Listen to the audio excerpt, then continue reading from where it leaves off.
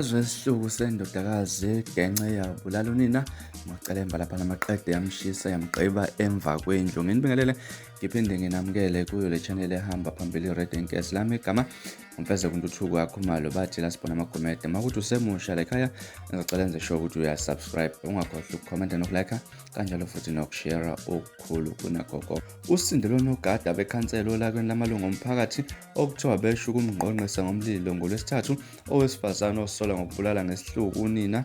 Isidumbu sowesifazane sithole esigenciwe sashisa saqetshwe emva kwendlu yakhe ezwelisha ngaseVerulam. Isidumbu sowesifazane osekholile abezindaba bathola ukuthi unkosane welephi Ndlovu obedume ngelikaMaZulu obeneminyaka engu-69 kuthiwa simbiwe emva kwendlu yakhe sesiqala ukonakala ngolwesithathu kwase kuboshwa indodakazi yakhe eneminyaka engu-34. Ikhansela lendawo umnumzane Nkosi yezwe Mhlongo lithe lithola umbiko othi kunosifazane obekuthiwa waduka ngomgqibelo kusolwa ukuthi wenza kwaliswa indodana yakhe. Usuke wanikela khona ekulomuzi ofice kunamalungu omphakathi abengungwelo wesifazane empheka ngembuzi amanye elinga umshayo. Ucele umphakathi ukuba amnike ithuba amchazele ngokwenzekile kusho ikhansela lendawo Mhlongo. Uthe umsola lumtshela ukuthi akuyena owabulala uNina kodwa umzala wakhe owamgqema ngesandu wamgenxa. Kumethusile ukuzwa lokho wanquma ukuphumela ngaphandle azama ukubiza amaphoyisa ukuze kube yona aqhubeka nalolu daba. Uthe uma ebuya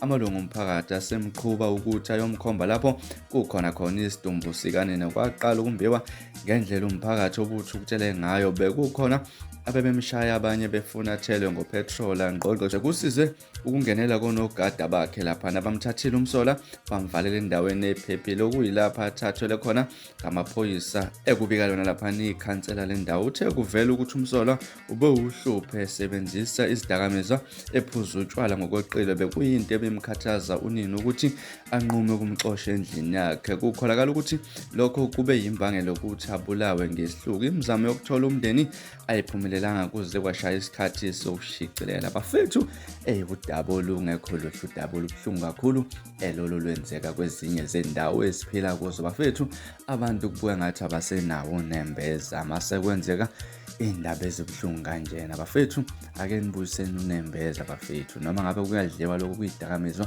kodwa phela bafethu ake nibuyise unembeza ukwazi ukuthi usungabulala umuntu okuzalayo eqeda umqibe kungathi nje diki. Kodwa ke asenani kwenzekile bafethu, ningakhohlwa ukusubscribe nokucomment nokulike nokushare okukhulu kunakho konke. Nibe nosuku olumnandi, ngithanda kakhulu.